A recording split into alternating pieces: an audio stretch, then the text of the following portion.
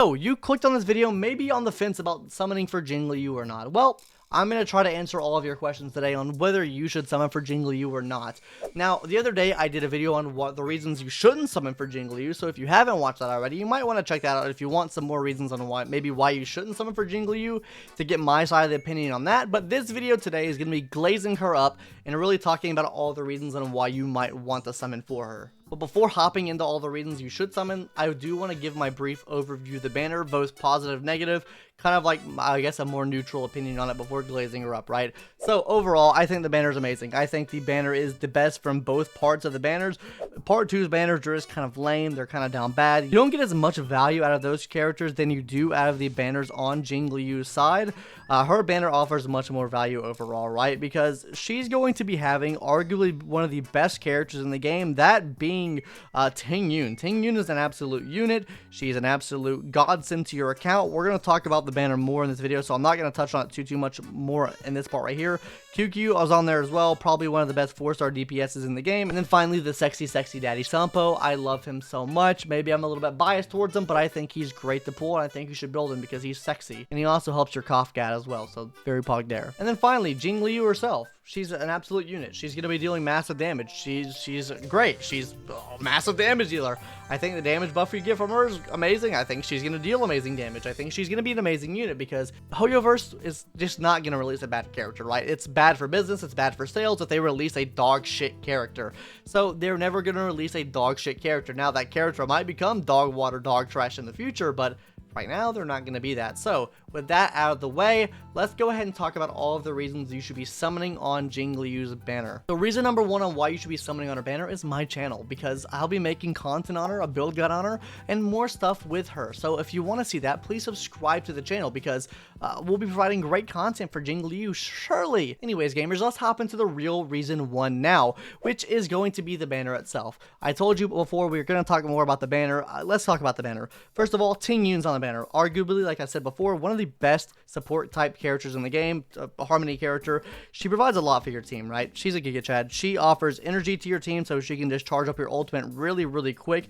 Could probably come in clutch using her on the team with Jingliu, because I'm assuming her ultimate cost is going to be high. Wink wink. And I do think she'll help you get to your signature state or your enhanced state much quicker than normal, right? Also, QQ's on this banner as well. QQ, an amazing 4-star DPS character, rivaling even the likes of Stinky Zila at E4, asterisk E4. Make sure it's E4, because if you're not E4, then maybe not. But E4 to E6 range for QQ is absolutely great. If you already have her at E4, then I would say go for E6, honestly. E6 offers a ton of value, and I think she's even more valuable on a Mono Quantum team at E6 than Zila can be. So that's another reason why you might want to summon for QQ. Now Sampo. Sampo's great because he's hot. Need I say more? But no, Sampo really helps out if you have Kafka on your team, especially when he increases the dot damage. I think a team that could be really cool in the future would be Argenti, Kafka, and Sampo. I think the extra bleed dot there could be really nice from his break effect. So maybe that's something to look out for in the future there. Now, let's go ahead and hop into reason number 2 now. Jingliu is just a Giga Chad, right? She is an absolutely amazing to die for DPS character. She is going to be amazing in that category. She's going to do massive, huge, amazing amounts of damage from the huge attack buff she is going to be getting from your team. Now, there is some negative with this. You do have to run probably a sustained character if you're not killing enemies very quickly. But if you are, then she's going to be great for your account. You don't have a Yang King? No fear, because Jingliu is going to carry you through every content in the game. I do think her damage is probably going to come close to Dragon Danny's damage. Not there. I don't think she's going to be there, right? But I do think she's going to come very close to the damage that he can provide. Now, another thing, she's an ice typing. What ice typing character do we have in the game that really does a lot of damage? I mean, I guess you have Herta, right, if you have her built up. Yang King, if you pulled him and built him up, or if you even want to use him with the, you know, the sad effects or downsides that he has of needing a shielder on the team at all times to make sure his buffs are all the way up. If you don't have that, then this is a great choice for you to pull. What other reason than that do you need to pull for Jingliu? Well, if you need another reason, let's go on to reason number 3 right now. And reason number 3 is really going to depend on what's on your account, right? So if you have a lot of sustained characters on your account, I think this is going to work out pretty well for her. And the reason I say that is because she does have an HP threshold she does have to meet. And inherently, having sustained characters and also another character, which we're going to talk about in a second, will play a pretty big role into that, because just their HP pool in general is higher, meaning it's an easier time getting to that requirement, right? So say you have like a Lynx and aka other character that you build into HP. If you don't know what I'm talking about, it's Blade, obviously.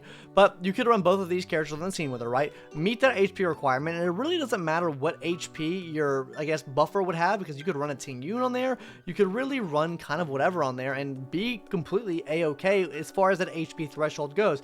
And I do believe you're going to need to run a sustained type character with her, whether that be a healer or I guess like a Fu Xuan. It's just something to provide some healing or some damage dispersion across the team. Probably gonna have to be a healer if you are struggling and having to go through longer fights. If not, and she's absolutely cracked out of her mind when you build her, then maybe you can run like a tank or something like that. But she does take HP away from your team, so in longer battles that is going to take a lot of wear and tear on your team. Now let's talk about Blade, because Blade is a match made in heaven, and genuinely, I do think if you have Blade, I think this is almost a must pull. I feel like this is a super high value target for your account if you already have Blade. And the reason I say this is because she plays almost perfectly with him. She plays off of the max HP of your allies. She plays off of the pool of HP your allies have, which, you know, he has a lot, because how do you have to build him? You have to build HP into him, yes. And how does his kit work? Well, his kit works by taking damage. The more damage he takes, the more damage he makes. On top of this, he's going to be using counterattacks the more damage he takes as well. So you use her 2 skill attacks, it takes damage away from him, it activates his follow-up, it heals him back up, meaning whenever you use its ultimate, it brings that HP back down and gives you even bigger damage. So I think her and Blade are a match made in heaven, and that's why I say if you have Blade on your account already, I feel like she will play almost perfectly. And kind of like to wrap this section up here, another reason why they're so good together as well, and having like another sustained character, like say Fu Xuan, right? Run Blade, Fu Xuan, her, and then you run like a Ting Yun or something. You're covering at least 4 elemental typings there. So if you are struggling, like say you're against like an enemy that doesn't have an ice weakness, right? Then you could technically break your shield with someone else on the team. You could just flex that buffer out, maybe help break the shield, right? You have another like strong DPS character on the team, so if you're not running, like I said again, any type of type advantage character to break enemy weakness, you have 2 characters on the team that are dealing massive damage. Blade is like what, 0.3 skill point negative, and she's probably more negative because you do have to use her skill twice to actually proc her ability to transform, but you know what I mean, right? It's a pretty like SP, I would say, like there's not much SP you need for the team. As long as you're generating SP with your other 2 characters there, I think it'll run pretty fine. And then if we, you know, depends on what Ho-Ho does, and depends on what the new buffer does, but you know, they could help with skill points, maybe, surely.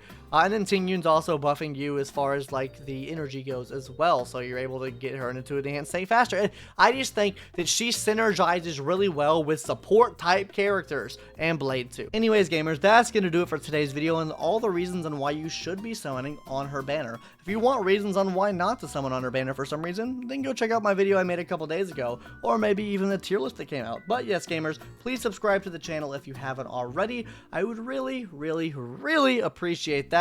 And yeah, that's gonna do it for today's video. Hopefully you enjoyed this little should you summon video, or why you should be summoning. And yeah, that's gonna do it. See you guys later. Bye bye.